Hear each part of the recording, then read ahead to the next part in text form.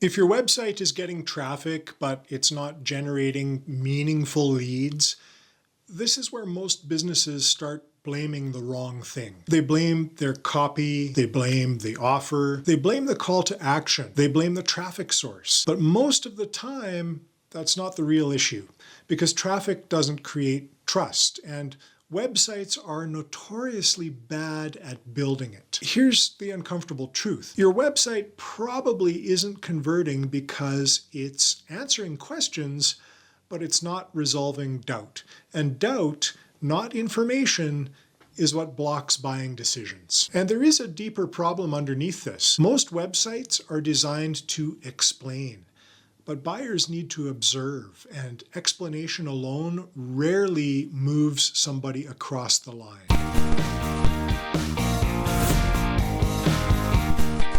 You know how it goes. You've invested in design, you've refined your messaging, you've clarified your services, you've optimized for SEO, search engine optimization.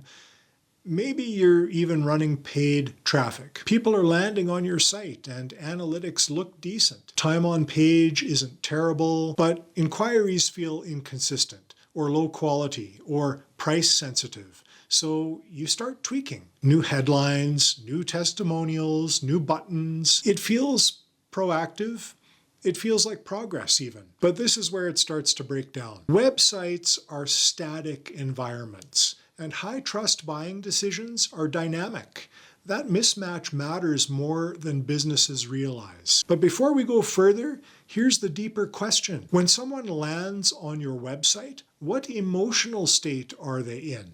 Curious, cautious, skeptical, evaluating risk? If you don't account for that state, your website can be perfectly written and still fail. Let's look at what most service-based business websites do. They communicate what we do, who we serve, why we're different, proof, testimonials, case studies, calls to action. On paper, it's logical, clear, professional. But here's the part most people miss. Professional is not the same as persuasive. When someone reads your website, they are interpreting through uncertainty. They're asking, is this real?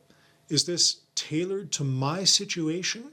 Can I trust these claims? And text alone struggles to answer those questions convincingly, not because your copy is weak, but because reading does not equal observing. Observation builds confidence faster than description. And before you assume the fix is more aggressive sales language, hang on. The issue isn't that your website doesn't say enough. It's that it cannot demonstrate how you think. Your website tells people you're experienced, but it can't show how you handle nuance. Your website lists outcomes, but it can't reveal your judgment under complexity. Your website highlights testimonials, but it can't simulate a real conversation. And that simulation gap is where conversations stall. This is especially true for high-ticket services. When the decision involves reputational risk or significant budget, buyers want to reduce uncertainty before they book a call. If your website leaves too much interpretation up to them, hesitation increases, and hesitation delays action. And this is where things break down. Most websites optimize for clarity, but buying decisions are driven by conviction. Clarity answers, what do you do? But conviction answers, do I feel safe moving forward? Conviction requires exposure to thinking, and exposure requires time. Time rarely happens on a static page. That's why even strong websites struggle to convert cold traffic into qualified leads consistently. It's not about layout, it's about depth. Now layer this onto modern search behavior. People don't just read one page and decide. They research, they compare, they look up names, they search YouTube, they scan LinkedIn, they evaluate tone.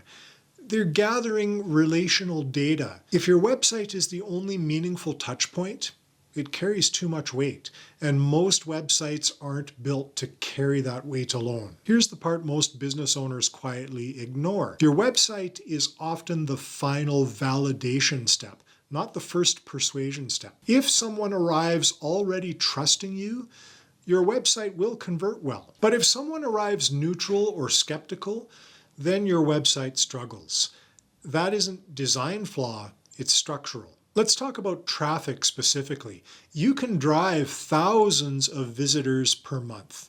SEO, search engine optimization, paid ads, social. But if those visitors haven't been preconditioned to trust your perspective, conversion rates remain modest. You may get inquiries, but many will be exploratory, price shopping, low commitment, because traffic amplifies what already exists. If trust is shallow, more traffic scales shallow results. If trust is deep, moderate traffic can produce strong results. That's why some firms with relatively low website traffic generate significant inbound. Their traffic is warm, pre-aligned, educated through other channels. And that changes everything. Here's the deeper insight. Your website isn't failing because it lacks persuasion. It's failing because it's being asked to do too much in one moment. It's expected to introduce you, build credibility, reduce risk, handle objections, differentiate you, and trigger action, all within a few minutes of scrolling. That's a pretty heavy lift, especially for high trust services. When you rely solely on your website to create conversion, you're compressing the entire trust building process into a static interaction. And static interactions rarely create momentum. Now imagine a different scenario. A prospect finds one of your long-form videos. They spend 10 minutes observing your thinking, and then another. Then another. They begin to understand your frameworks, your philosophy, your approach to risk. When they finally visit your website, it's not their first exposure.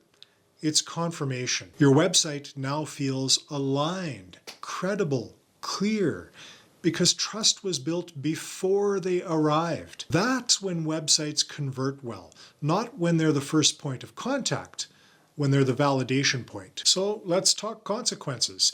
If you continue optimizing your website in isolation, well, you might see incremental gains, slightly higher conversions, better engagement, but you'll still rely heavily on active traffic generation, and you'll still encounter hesitant prospects. On the other hand, if you build trust upstream, through long-form video, thoughtful content, repeated exposure, well then your website transforms from a persuasion tool to transaction facilitator.